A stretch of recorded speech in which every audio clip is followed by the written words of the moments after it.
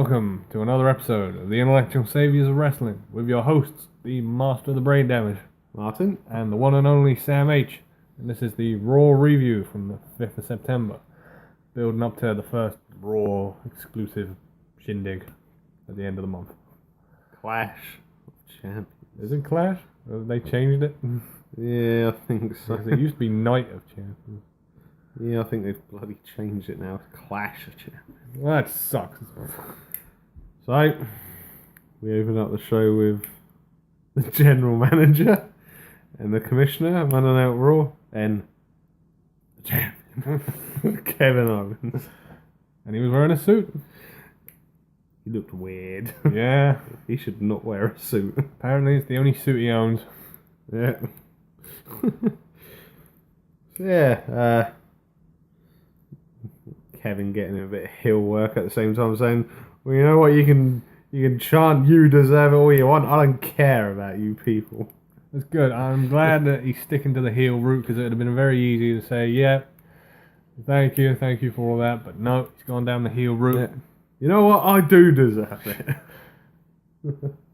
We've got a serious lack of good heels at the moment, so I'm glad he's sticking to telling the crowd off.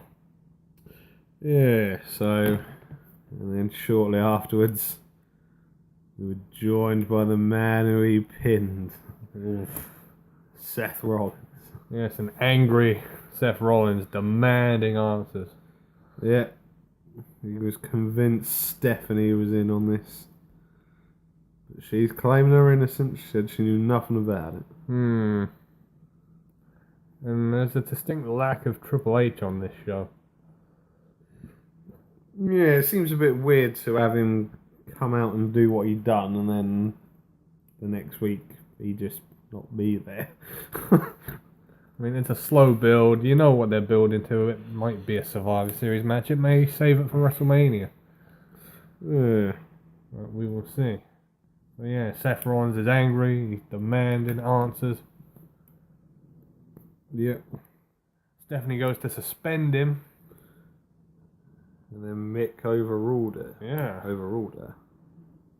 Said, no, we're not going to suspend him. He's going to get a title shot at Clash of Champions. Yep. And they're both going to be wrestling tonight. Yeah. So, we got that to look forward to. Kevin Owens was going one-on-one with his former best friend, Sami Zayn. Oh, jeez. And Seth was going one-on-one with... I don't remember who they said he was going one-on-one with. Jericho? Yes. Yeah. Yeah. Because that match was set up backstage because when it all finished out in the ring, they went backstage. Jericho come to the defense of his best friend and said they was ridiculous and he didn't agree with what they were doing and they were punishing his buddy. And then Stephanie just turned around and said, "Well, you know what, Chris? You can fight Seth tonight. How'd you like that?" Yeah. So yeah, and then we had our first match. Oh, groovy. We had Charlotte facing off against Bayley in a non-title match. Bit premature, I think, but okay, that's what they're going with. Premature. Yeah. Nothing premature is ever good. Oh dear. Whee! PG. Whee! Yeah, this was a fairly decent match. Despite everything, we didn't get too much of an interference until towards the end. But it went wrong. Yeah, much to our surprise. Yeah, in a strange twist of fate. The interference backfired.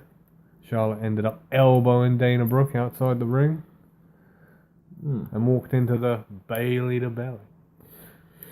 Yeah, and then weirdly after the match, Charlotte pinned the blame all on Dana, saying it was her fault. Yeah, and gave her quite a mean-looking slap around the face. Yeah, so I'm not quite sure what this means. Is that the end of the partnership? Or I don't know. I would hope so. But we will see. You know how WWE likes to drag these things out. That they do, unfortunately.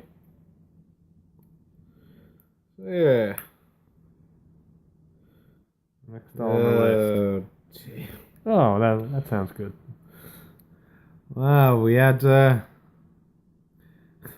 fresh off of his arrest in Mexico, I believe it was, for being drunk and disorderly before getting onto a plane. We had Bo Dallas Oh dear. facing off against local competitor Kyle Roberts. Oh God. Now, apparently, so the story goes, this match was only put together to give Bo a bit of credibility because they were going on tour that week. They were going to Manila and London and I think it was Shanghai and somewhere else. And Bo had been booked to face one of WWE's new signings in China, Bing Wang. Bing Wang. I believe that's his name. Oh man.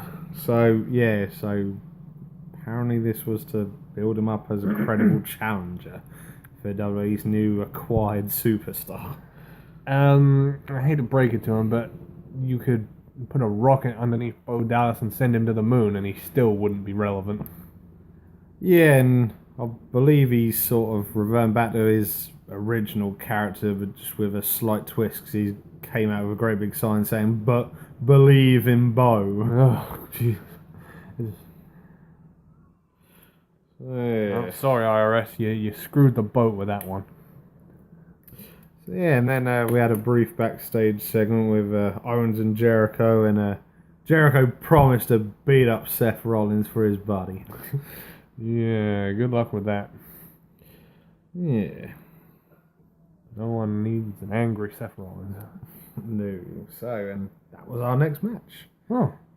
Y2J versus Seth Rollins. Yeah, you see, I'm still sort of semi-confused about this one. I'm still unsure if Seth is actually a good guy now, or is sort of an in-betweener. Yeah, they haven't really addressed it all that well, have they? No. Like, I was really struggling. I was like, do I cheer Seth now? I really don't know. I mean, in all honesty, despite everything, we've gone out and said we've been huge fans of Jericho's work recently, and it's just brilliant. Yeah. It's his greatest work since, well... So, but did Seth Rollins get it?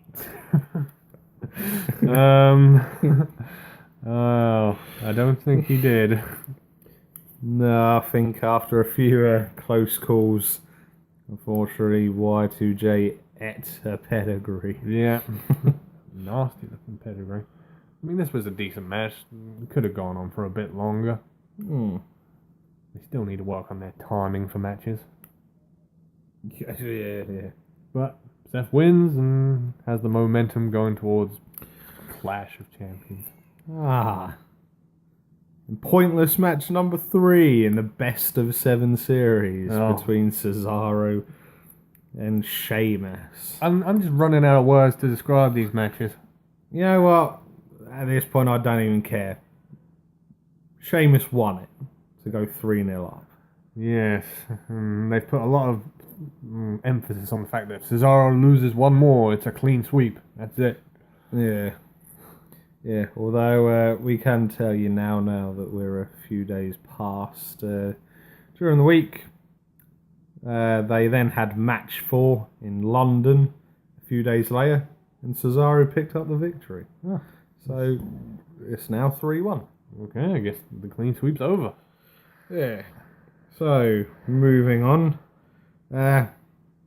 Very weird tag team match. I'm still trying to work out what's the deal or the job with this team. It's must have been piss poor booking. You had the Shining Stars versus Enzo and Big Cass. So a team everyone goes crazy for against a team that draws cricket to the arena. Pretty much, because we don't know what their gimmick is other than bigging up their home country. Yeah. They just ramble on for ages about Puerto Rico. We get it. You like Puerto Rico. Yeah. Jesus Christ, what a gimmick. So this was a half decent match. It wasn't amazing, but it wasn't terrible. But surprisingly, and we don't know where they're going to be going with this. I hope it doesn't lead to a rivalry because they deserve better. But yeah. Shining Stars picked up the victory. Very, very confusing. I can't tell if they've got backstage heat or something, whether they're looking at splitting them up somewhere down the line. But they lost at SummerSlam, and now they've lost to a team who have no momentum. Yeah. And very no hope for the future. Yeah. It's confusing. Mm. It does neither team any favours, other than, like I said, most times shock value. Yeah. But whatever. Yeah, so then we had a brief, I think was it initially an interview backstage with Sami Zayn. And I think it was Phil interviewing him. Yeah. And then he was quickly interrupted by our new Universal Champion. Yes. And he just basically said, I've got nothing to prove to you now. I'm the champion. That proves it all. Yeah, and Sammy said that right, the race will be going on forever. He's going to be Universal Champion one day. It doesn't mean anything yet because he beat him at Battleground. Yeah. So, pointless match number 2 of the night. Oh, God. We had Nia Jax facing off against a local competitor, Ann Esposito. Yeah. For some unknown reason, we were given this whole story about how she's best friends with Alicia Fox and that. And I think this is slowly transitioning to Nia Jax. actually facing divas from the roster. Yeah, proper divas, not silly local competitors.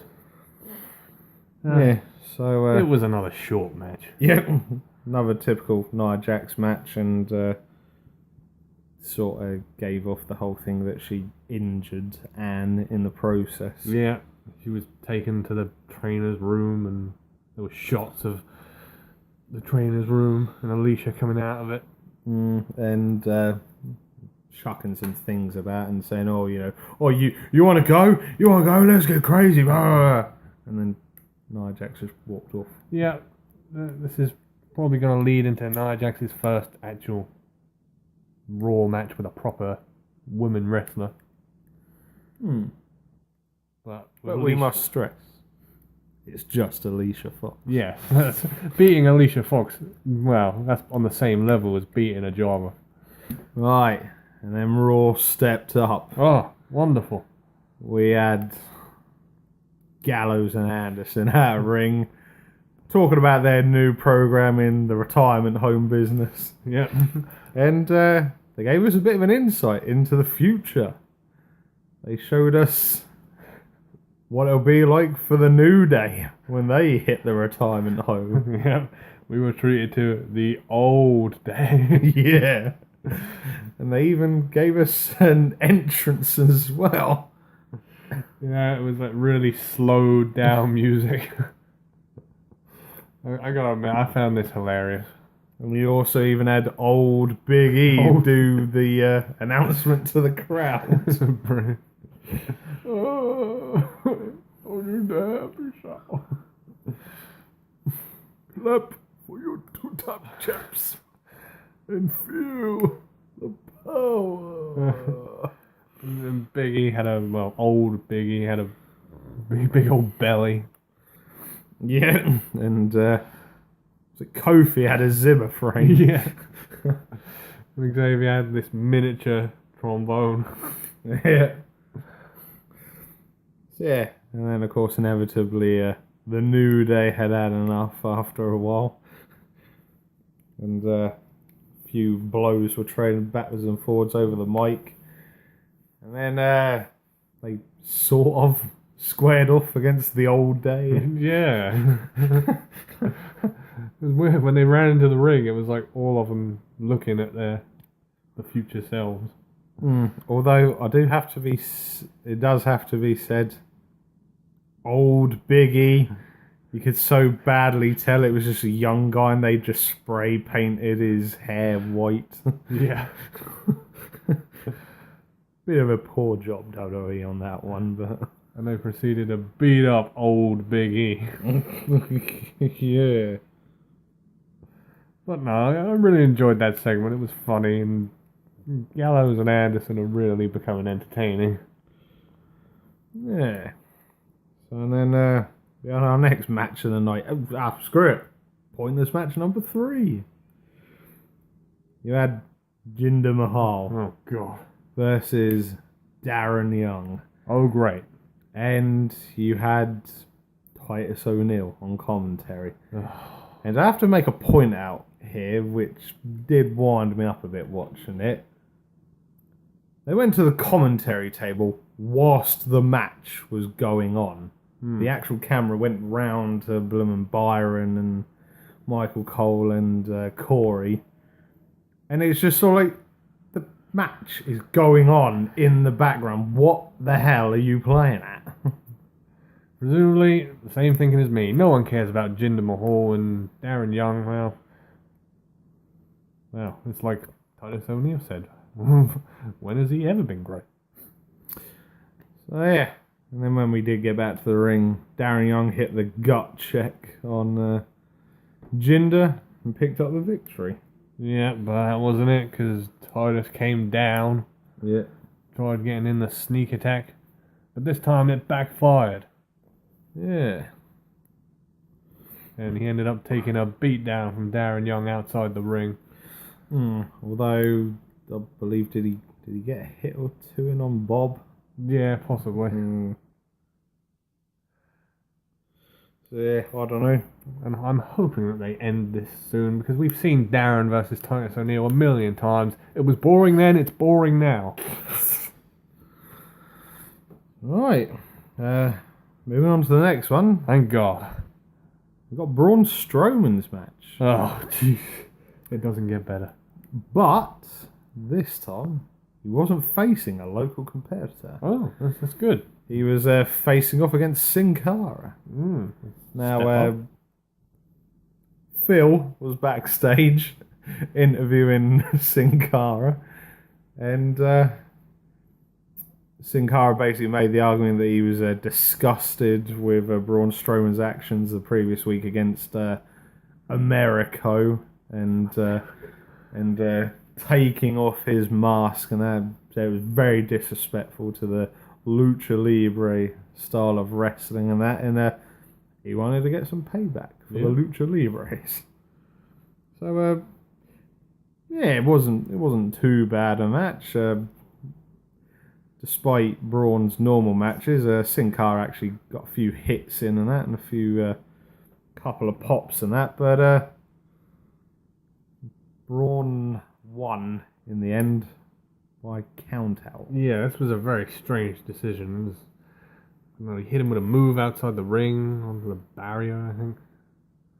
And then just as the ref was counting them both out, Braun rolled into the ring and sort of did a, yeah, I'm clever. I won by count out. Yeah. And I was just kind of like, you beat a guy who's half your size by count out. Well done. Yeah. Well, very well played. You're real clever. So yeah. And then after that, we were greeted with the return of Sasha Banks. Yeah. And she had some news to inform of everyone, and she said it wasn't good. So yeah, she started talking about the women's revolution. She started back from the days of Mae Young and Fabulous Moolah, and then she obviously went on to talk about just before the Attitude Era, Alundra Blaze, all them lot, and then the Attitude Era women slated the era afterwards a bit, and so he said no more bra and panties matches, and no more butterfly belt. Well, that I can agree with, but I quite like the bra and panties matches. Yeah, and then at the same time, she was sort of getting a bit teary, and you just sort of thought in the back of your head, hell no, this better not be some crappy retirement announcement or whatever, or, you know, she's not medically cleared and she doesn't know when she's going to be. But, then was she interrupted by, I think, was it Dana? Dana Brooke Yeah. said that she was going to finish what Charlotte started, Yeah. put Sasha Banks out of commission for good. So, yep. And then Sasha said, well, I told everyone I had some bad news, but it's bad news for Charlotte. I'm back.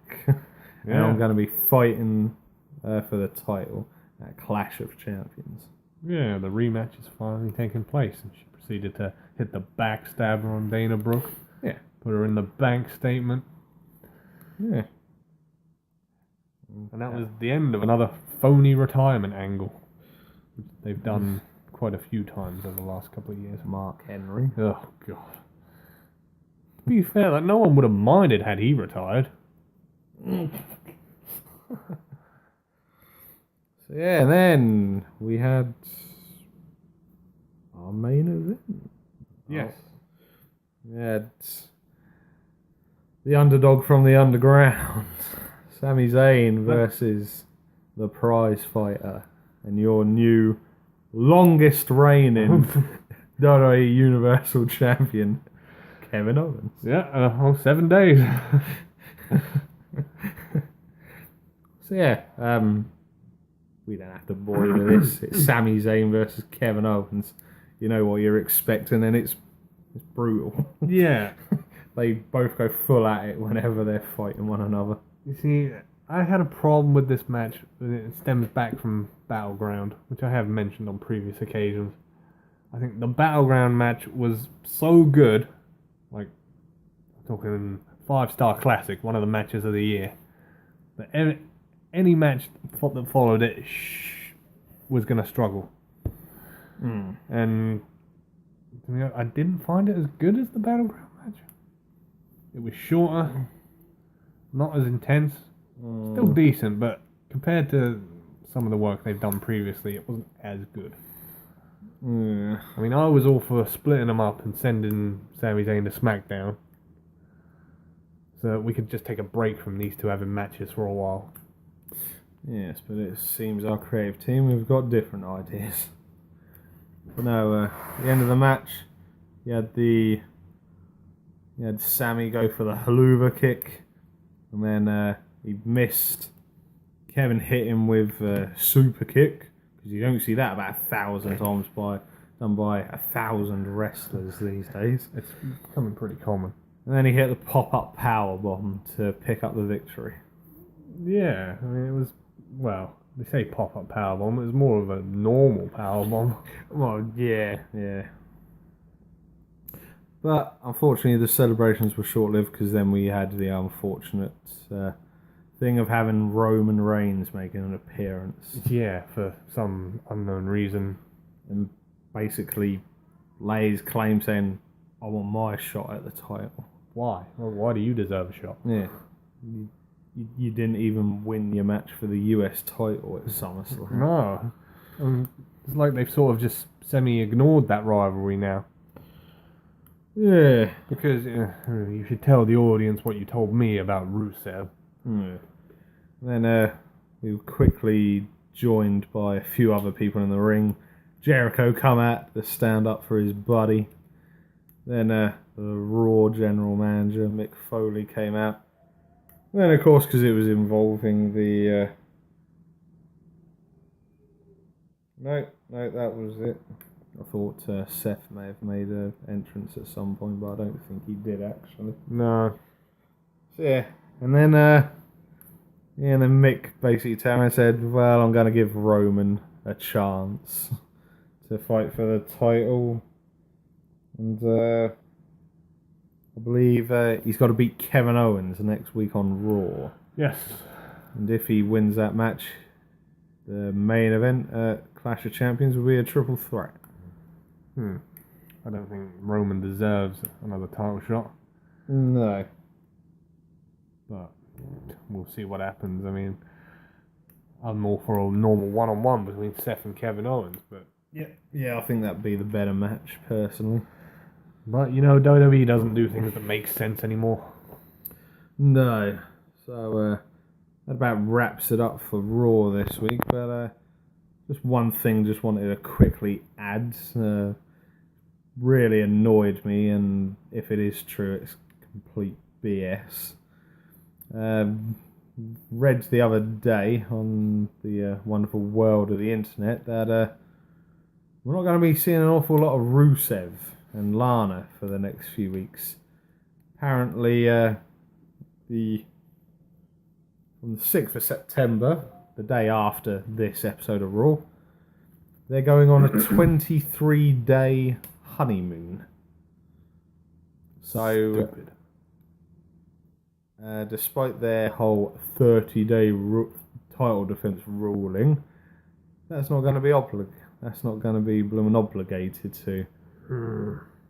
And and we're not going to have a title match at Clash of Champions for the US title. Which sort of puts a bit of a BS spin on WWE's thing of every title on Raw will be defended. Clash of Champions. So we're missing our secondary heavyweight champion. That's nice. Yeah, great work, WWE. If I was them, I would strip him of the title right now and say, right, you either go on your honeymoon or you defend the title. You can't have both. Yeah. So just thought I'd keep you all informed on that one. So, that about does it for this week. Yeah, and wraps it up for another Raw review from your hosts, the Master of the Brain Damage. I've been Martin. And the one and only Sam H. We will see you again on the next one. Adios.